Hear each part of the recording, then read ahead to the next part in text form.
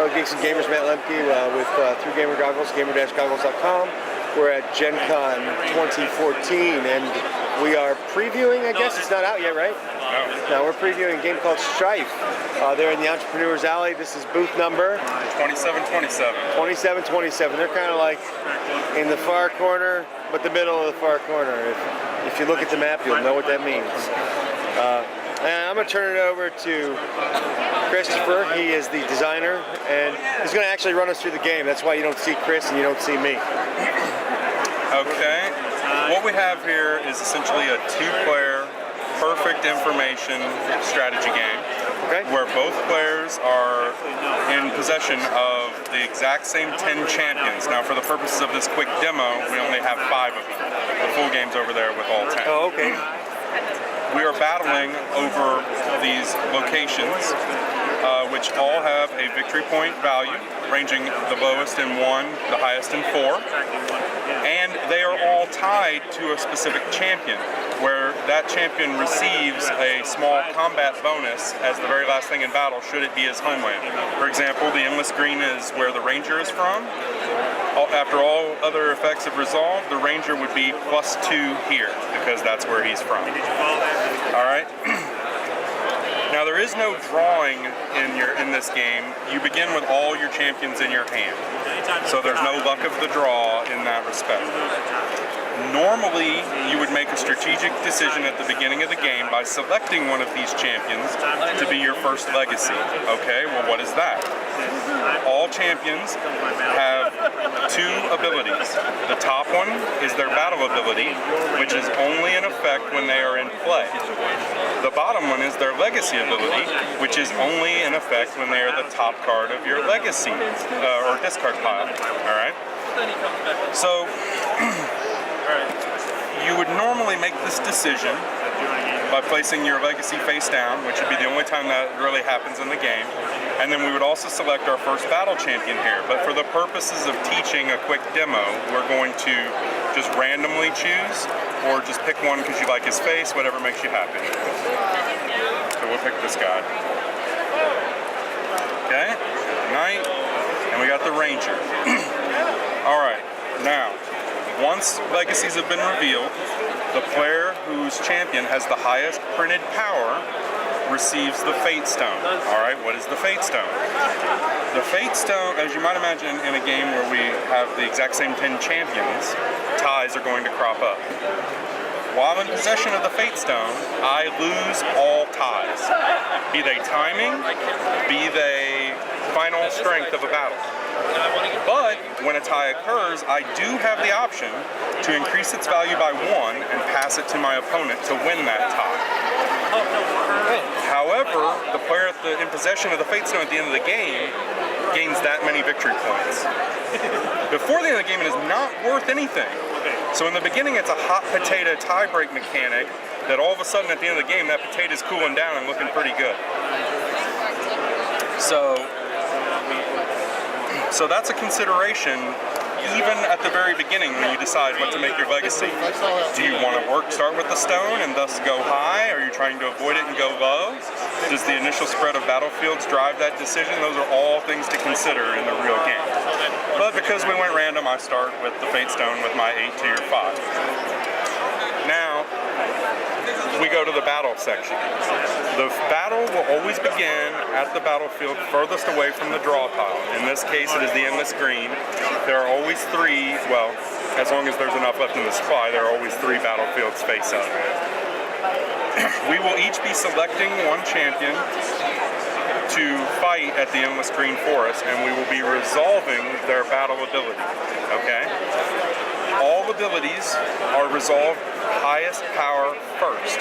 So if you play a 9 and I play a 2, we will resolve your 9's battle ability, then we'll resolve my 2's battle ability, then we'll go to the legacy pile, and we will resolve the 8, and then the 5. Once these effects have all resolved, the strengths are totaled, or the power. If a champion is then at his home, he receives the bonus. Highest total wins, takes the victory point value of the battlefield. The battlefield is discarded, they're advanced, the next one is revealed. So the only unknown is what order the battlefields will come out, and what will your opponent do. Okay. So it's purely your decisions that will decide how well you do in the game. So feel free to select a champion if you want to keep going. Sure. Now, where's this champion going? He will be going face down next to the first battlefield here, which we're fighting for. So,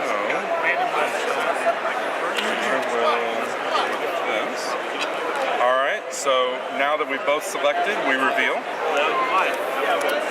Okay. We resolve these in highest number down. So the assassin activates. Right. You may exchange his position with that of your top legacy card.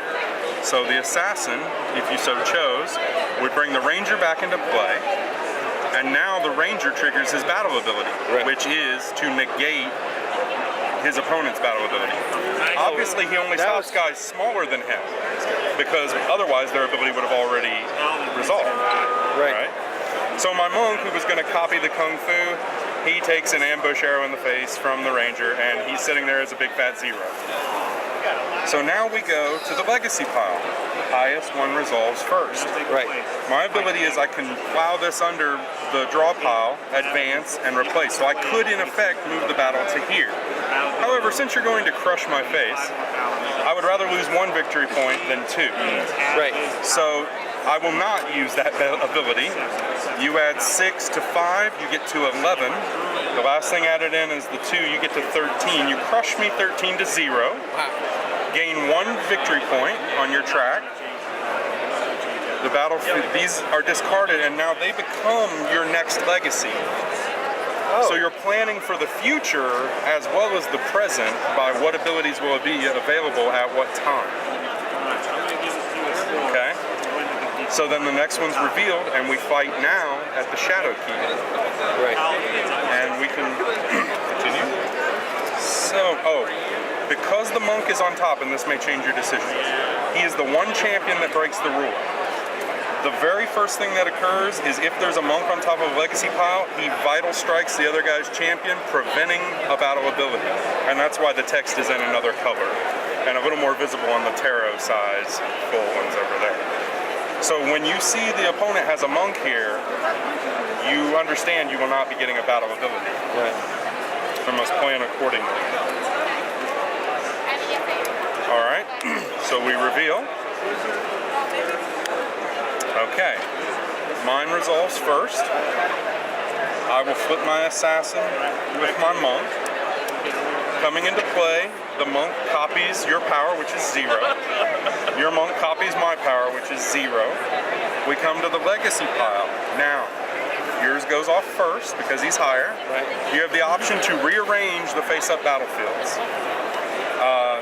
Because I'm going to be adding 6 power to my monk, you're going to be losing. So your best case scenario is to lose for 2. Okay. You're trying to win big and lose small when you're going to lose. So I will gain 2. The Shadow Keep is discarded. The next fight will be at Shinti Lao. This is the next one. Okay, now because we're down to 2 cards, I'll explain how the round ends and then how a game ends. In the full game, we would have had all 10 champions, but it's going to work the same way. A round ends in one of 2 ways. After we resolve a battle, if nobody has any cards set aside, which is an ability on a champion we're not using, and we both only have 1 champion remaining, we resolve that battle, we move our legacy aside, and he becomes our legacy for the next round. Okay? Then the battlefield discard pile is shuffled up. It's dealt out until the ones that are there remain, but you fill in if need be. And then we start the new round. Okay.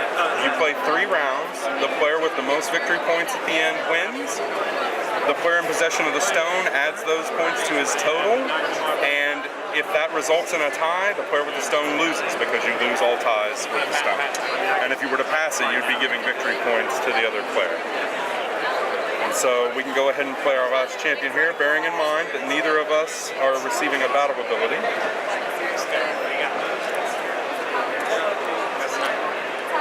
Okay, we reveal. All right. They cancel. So no abilities here. These have already resolved. 9 on 5. You would win the 4 points. Moving your card down to your total. Advance. These guys go on top. The round would now be over. This guy would be my first legacy. That guy would be your first legacy. The deck would be regrouped. That would be the new spread, and we begin again. And that's the game. That's the entire Pretty game. slick. Yeah? It's pretty slick. It's smooth. But you've been teaching it a lot, so you make it smoother, I'm sure. I've just had a little practice today, but yeah, I would imagine so. Thanks, Chris. Awesome. The Kickstarter is October 1st. October 1st? Yeah.